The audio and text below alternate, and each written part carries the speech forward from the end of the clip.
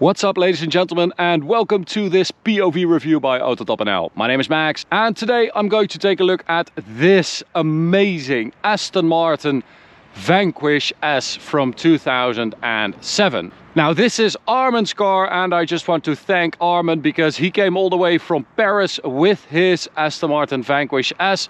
He also came a couple of weeks ago with his Mercedes C63 AMG 507, so the man has good taste when it comes to cars. They also have an F430 with a manual gearbox, so they definitely know their cars. And they bought this car when it had done 800 kilometers, and this is a very special Vanquish S because this is the car that was at the Geneva Motor Show in 2007. And that means that it is the only one in this color, Tempest Blue. It's got a blue haze interior, and it is just the coolest of cars, if you ask me. This thing, there are two things dripping in heat today: this amazing Aston Martin and yours truly, because it is hot as fuck out today. Oh my god, it is hot. I'm going to show you around it today. I'm going to show you all the cool stuff on the Vanquish S, and then we'll take it for a drive towards the Autobahn for an Autobahn blast. The Vanquish was introduced in 2001, and it was just a revolutionary car for Aston Martin. Ford had just bought Aston Martin, and it was time for a new halo car, a car that, you know, people could look up to and that was a little bit more advanced technologically speaking compared to the predecessors, because Aston Martin had been making some fantastic cars in the 80s and 90s, but they were a bit old. And I mean, even the DB7, which is considered to be the commercial savior of Aston Martin, I mean, that car was basically a Jaguar XJS, and it just wasn't that modern, and nothing really was modern at Aston Martin back in the day. So this, when it came out, this was super modern, with an all new aluminium carbon fiber platform chassis with an aluminium body. It was lighter than the predecessors. The old Vanquish, for instance, I mean, that car was so heavy, and basically all Aston Martins were super heavy. This, however, was revolutionary when it comes to Aston Martin. It was designed by Ian Callum, and it is just awesome. It is my favorite Aston Martin. It has always been my favorite Aston Martin. I grew up, you know, on this car. I was 11 when this car came out, and I was in awe of this car. My neighbor, a couple of doors down the road, had one, and I just woke up every morning to the sound of my neighbor starting up the car, and it was just amazing. So this Vanquish S is even more special because during its life, the Aston Martin Vanquish just got better, faster, more direct, sharper, and this was the epitome of that. This car got all the hardware from the Sports Dynamic package, which was introduced in 2004. And that means that it has bigger wheels, bigger brakes, stiffer suspension. It has a quicker steering rack as well, 20% more direct basically. And it also has a new splitter at the front. It has 6 of these horizontal grille lines instead of 9. And that makes it a little bit more aggressive at the front. Only 94, by the way, of those Vanquish Sports Dynamic Package cars were sold because the Vanquish S was coming, and this car was also introduced in 2004. Yeah, it is just stunning to look at. So these wheels are also new for the Vanquish S. 19-inch 255 section tires, and then we've got Michelin Pilot Supersport tires around that. 378mm brake discs at the front, upgraded, as I said, from the Vanquish, and braking performance was supposed to be quite a bit better than with the Vanquish. Now, this is all, you know, back in 2004, of course. If you hit the brakes, you're like, oh my god, there's basically nothing there, but it does brake. It just has a very squishy pedal. Now, of course, you have the iconic hips of the Vanquish that are part of the door. So you can see the hump here. Absolutely beautiful, completely hand-built in the old factory at Newport Pagnell. The Vanquish was the last car to be fully hand-built at the old plant. And that means that they just I mean, all the iconic Aston Martins were built at that factory. The DB5 was built there, the DB2, they started with that. So yeah, this is the last of the real hand-built Aston Martins, which is very cool. And I mean, this spec, this Tempest Blue, it works really, really well.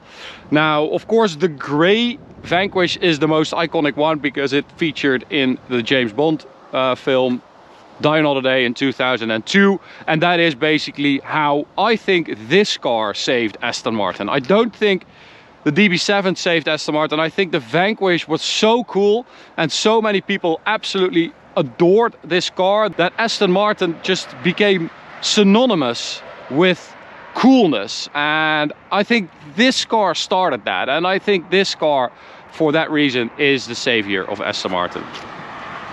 I still think this is one of the most beautiful cars ever made. Look at that rear with those two exhaust tailpipes there, super nice. And then the Vanquish S has this integrated boot lid spoiler basically to give it a little bit more downforce. As you can see, it's like an integrated little ducktail, and you have the third brake light in there as well. It used to be over there. Beautiful fuel filler cap as well in chrome, super classic. And then let's check out the engine. The 5.9 liter V12, naturally aspirated, one of the best sounding cars ever. It really is. It sounds like nothing else. Beautiful carbon strut there as well. That is actually super pretty. You can see that the engine actually sits quite far. Yeah, it's just above the front axle with the front of the engine. So the handling balance is really great as well. Now, as you can see, the little plaque here, Aston Martin hand built in England. Final inspection not by someone who actually did the final inspection. Normally you have like a name there. Now it says just press garage, and that is because this was the Geneva Motor Show car. Now, the Vanquish S got an upgrade power-wise as well. So the regular Vanquish had 466 horsepower. This car has 528. Torque is also up, 577 Newton meters in the Vanquish S. So that is also pretty healthy. So what did they do compared to the Vanquish? We've got new injectors, bigger injectors, a redesigned combustion chamber for better gas flow, new cylinder heads and engine mapping. And that means that even though the car got a little bit heavier for the Vanquish S compared to the Vanquish, it's a little bit slower from 0 to 100, but the drivability is much better. Top speed went from 306 kilometers an hour to 322, and altogether they just improved the Vanquish so much with this upgrade. Really awesome. So interior wise, as I said, blue haze, really nice, this blue grayish interior. And we've got the plaque here, Vanquish S, hand built in England for Geneva Motor Show 2007. Super nice. And then we've got the handbrake on the left, quite weird. And this, I just noticed this, how beautiful is this door with all that leather, aluminium, Aston Martin there, the speaker, and everything is covered in leather. It is so nice. Well, not the lower part, but the upper part. Everything is so soft and beautiful. With the new aluminium center stack, of course, also to signify the modern age for Aston Martin, basically. I'm going to start up the car because it is really hot. I need AC for the cameras. So you turn the key and then you have this. Oh, you have to put it in neutral first. And then beautiful starter motor. Oh, that is lovely. So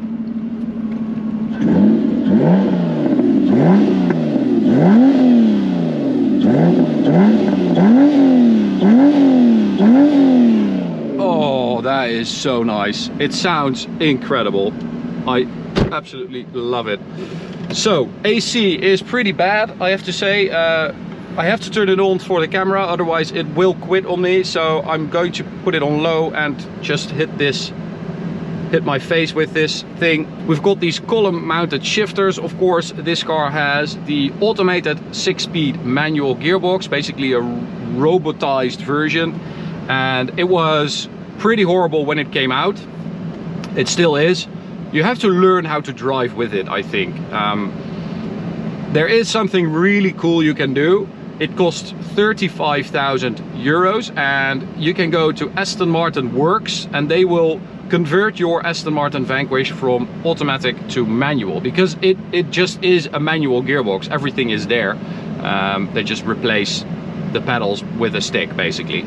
But it is quite expensive, but it is very cool. Armin is not going to do it because, one, he doesn't want to spend 35,000 euros on it, and two, because he has such a special car, the Geneva Motor Show car in this color, he would, you know, the car wouldn't be original anymore. So I understand that he is not going to do that. Beautiful new seats for the Vanquish S as well, with an integrated headrest, Aston Martin logo on there.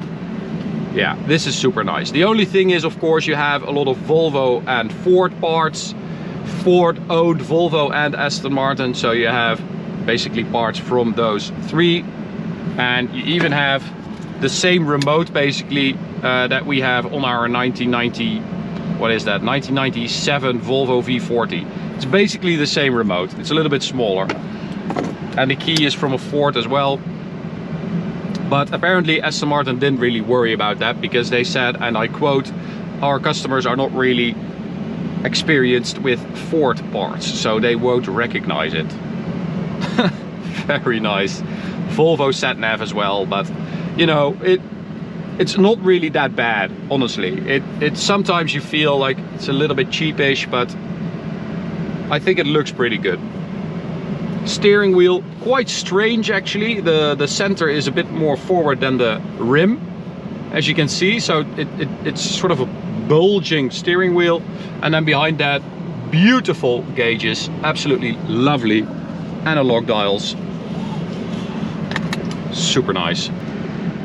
Okay, I will turn this down slightly, and then we are going to head out for a drive. Unbelievable. The day is finally here. I've been looking forward to this since I was 11, honestly. So, driving wise, as I said, they really tried to improve the Vanquish with the S version, and most of that comes down to handling. You have that stiffer suspension, lower ride height, quicker steering rack, lightweight wheels, better brakes. It's all geared towards a better driving experience, and I have to say, it is really nice to drive. It's very comfy, but still you have a lot of feel. The steering feels amazing. They also used this steering setup on the Ford GT after this. Oh my god, AC. Yeah. And it just feels like a very solid car to handle, you know. It feels quite heavy, but it feels planted.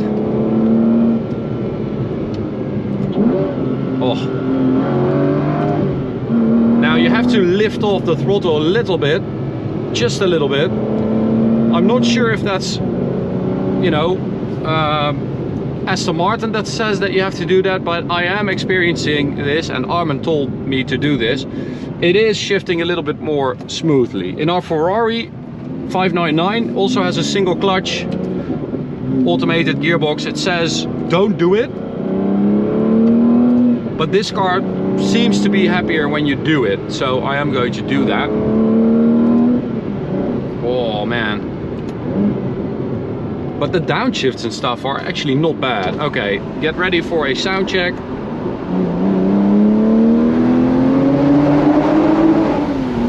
Oh, it sounds epic, absolutely epic. Now, they were only going to build 300 of these a year, hand built, remember, 300, but they quickly scaled that up to 500 because it was so popular. Everybody absolutely loved this car, and I mean, yeah, who can blame them? as I said, James Bond really made this car popular, I think. And I mean, that car in the movie wasn't even a real Vanquish. It was a different chassis, and it had a V8 from a Boss 302 Mustang, and it could do 195 kilometers an hour in reverse, which is pretty insane. This engine, by the way, is basically two Ford Duratec V6s melted together to form one 5.9 liter V12. All right, so let's check it out on the Autobahn. We are just going to see if this side is all right, because it was quite busy earlier, so we'll just have to see whether we are lucky.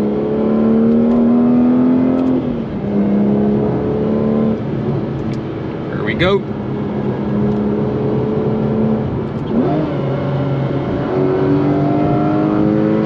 RPM.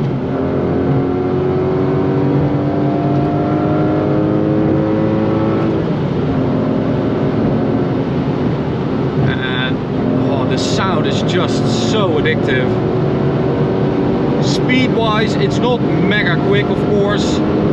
It is a 15-year-old car made in the UK, so I do feel like some of the 528 horses have escaped the stable.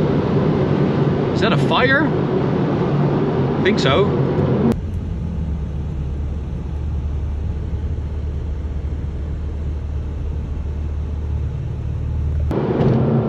But the suspension, the chassis is super nice. It's very comfy, but it does provide enough feedback for you to still enjoy it.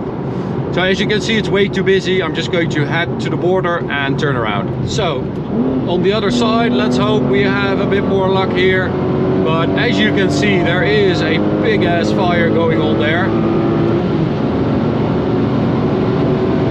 And I mean, we do need a lot of space to get close to that 322 kilometer an hour top speed. And it is a bit too busy for that today, I think. Brakes actually work really well. I mean, the pedal feels a bit strange, but the performance is actually pretty impressive. So we actually also have an automatic mode right there, but I'm not going to use that because I used it earlier and it felt really weird. It feels like the car doesn't really know what to do, and the shifts can sometimes be a little bit weird timing wise, so I'm just going to stick to doing it myself. More fun anyway. A lot of Dutch people, I think they're all going on holiday, so I think that's why it's so busy. These people are going off here. Come on, Aston, give me some high speed. There we go.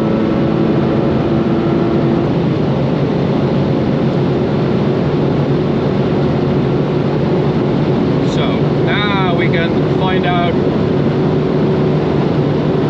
what happens when it stretches its legs to 90 on the speedo there, and I have to let off the throttle. That was almost 300. I also don't want to strain the brakes too much, so I'm going to let off relatively early so I don't have to brake too hard from 300. Don't want to hurt this baby too much. Absolutely in love with it.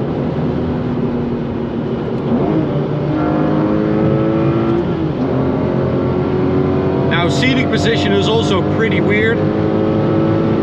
Even Martijn wasn't really that comfortable at 1.85 meters.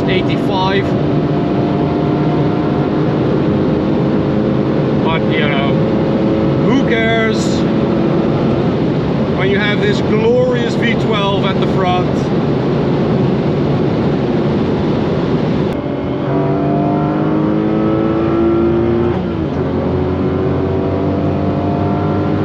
It actually moves pretty okay. It's not a super fast car, but it is pretty impressive for a 15-year-old sports car from the UK.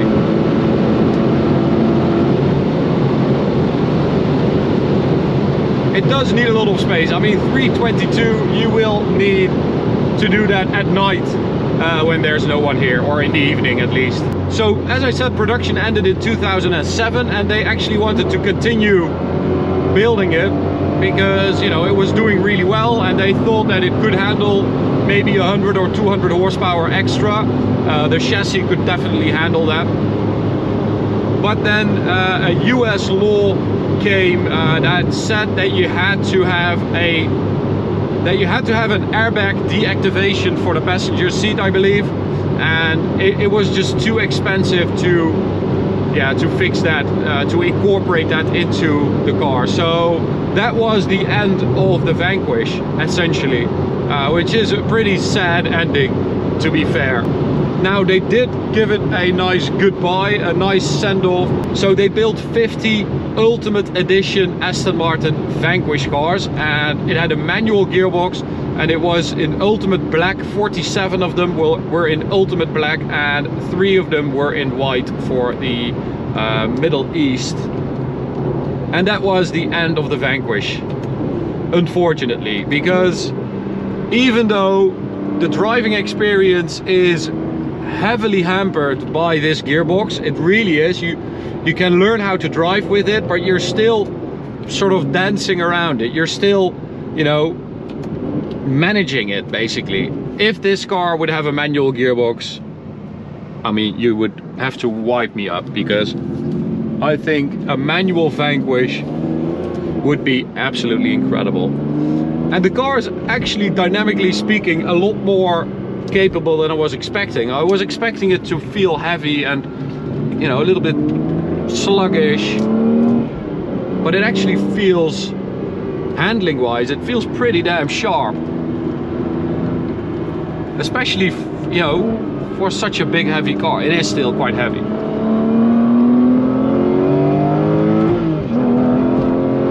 Oh,